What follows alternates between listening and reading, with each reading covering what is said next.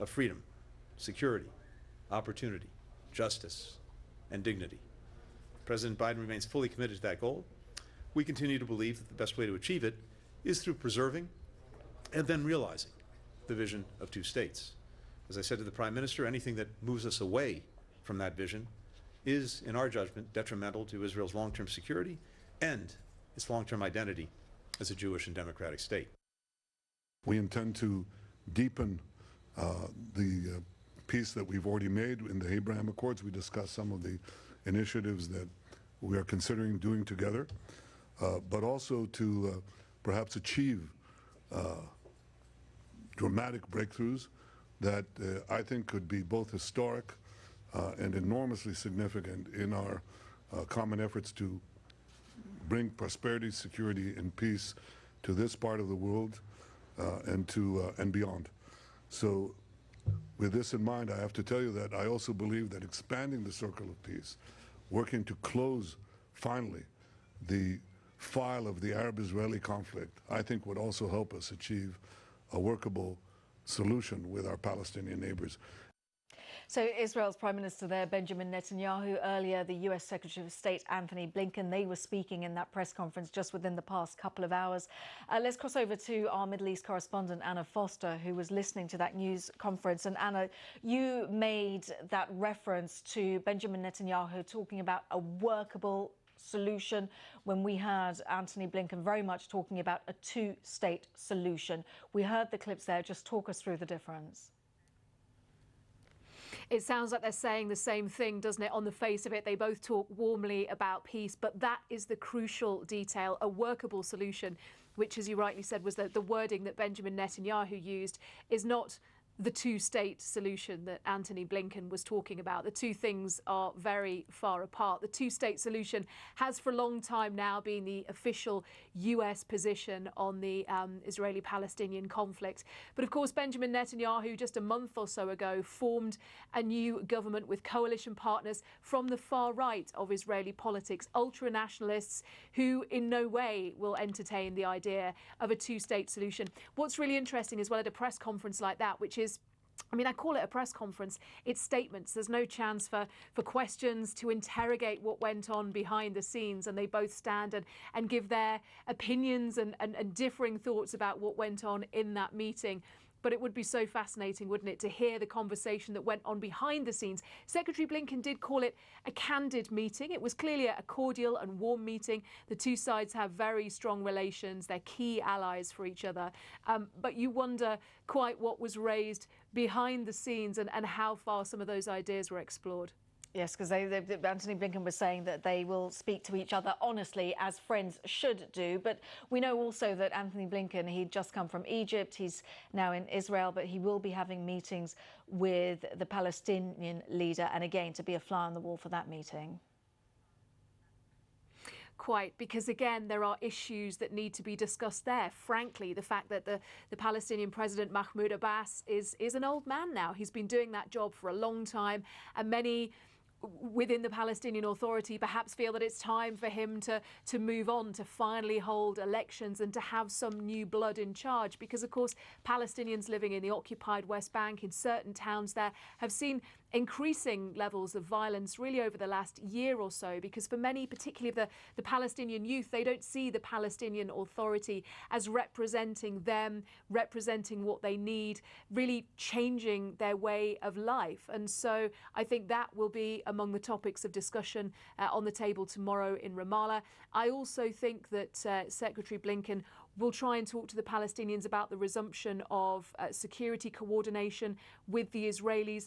It is vital in the way that things work here. It's a very finely balanced situation, a very difficult situation. And after the raid, the IDF raid in Jenin last week, in which 10 Palestinians were killed, the Palestinians immediately froze that security cooperation in protest. The IDF said they had gone in to try and tackle what they said was a terror plot that was being planned. But again, I think Secretary Blinken when he stated before he came here, the State Department were very clear that a calming of tensions, an attempt to really try and de-escalate the situation was going to be right at the top of the list of priorities. And if that is something that Secretary Blinken wants to try and achieve from this visit, then I think that will be another crucial discussion that needs to be had with the Palestinians tomorrow. And we will be back with you tomorrow to get the very latest lines from that meeting. But for the time being, our Middle East correspondent Anna Foster, thank you very much. Now let's turn to the ongoing war in Ukraine, because NATO's chief Jens Stoltenberg has said that North Korea is supplying weapons to Wagner mercenaries who are helping Russia in that war against Ukraine. North Korea is denying the claims.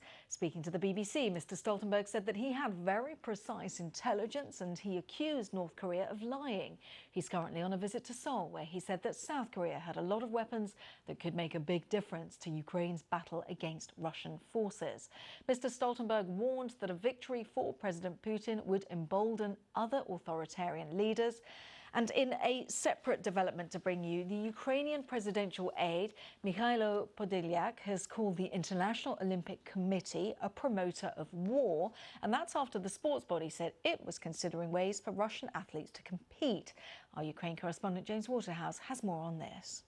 Yeah, Mr. Podolyak isn't really mincing his words, and President Zelensky in his overnight address has said he has written a letter to President Macron of France ahead of the 2024 Olympic Games, urging him to ban Russian and Belarusian athletes. Now, the International Olympic Committee has said it will allow those competitors to compete neutrally, in that they won't be able to be allowed to represent their country. But for President Zelensky and his administration, that does not go far enough. He accuses the IOC of turning a blind eye to what is happening on Ukraine's vast battlefield, where there was shelling of Kherson overnight, where there is continued intense fighting in the east. He is saying it's basically giving Russia a platform to justify its actions inside his country. He even drew parallels to the Berlin Games of 1936, which were staged under the Nazi rule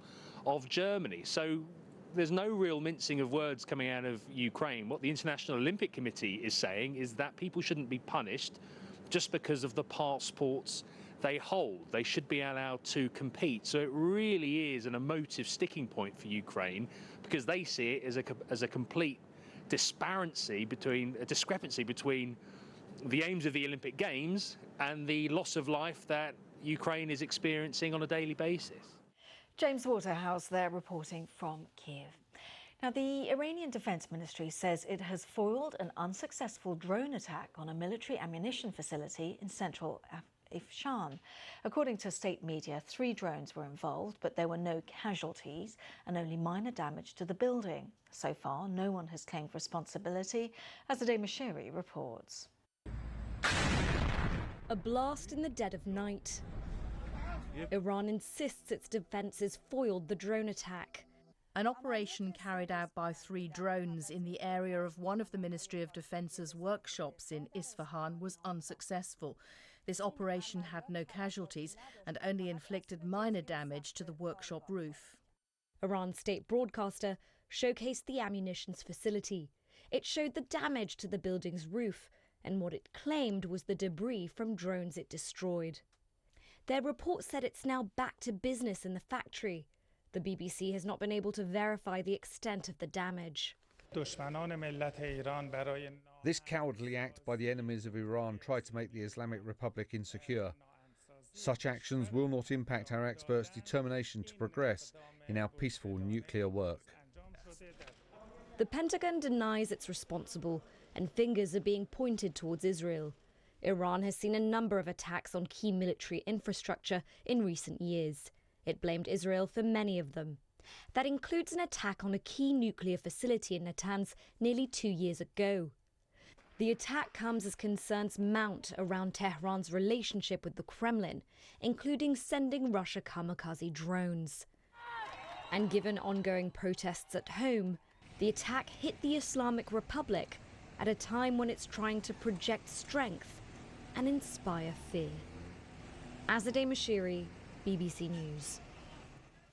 Do stay with us here on Global. Still to come, we'll be looking at why the business empire of Gautam Adani, Asia's richest man, has shed tens